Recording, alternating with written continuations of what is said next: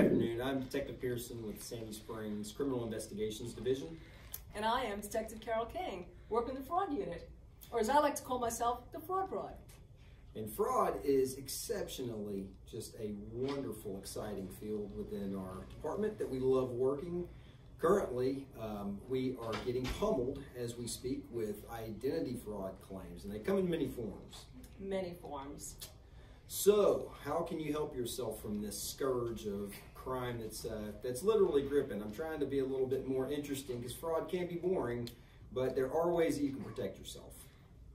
Probably the best way would be a credit freeze. A credit freeze, how do you do that? Well, good news, it's simple. If I can do it, then you can absolutely do it.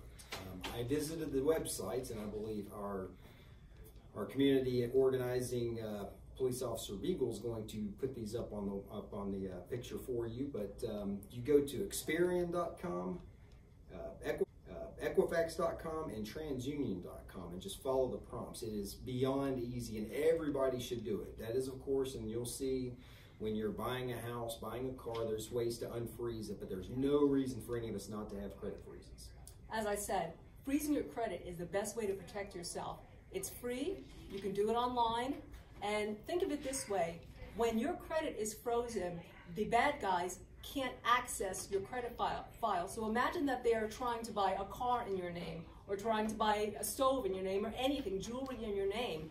The place where they're trying to make that purchase is going to do a credit check on you. But if your credit is frozen, then they can't even get access to the credit. Therefore, the credit is going to be denied.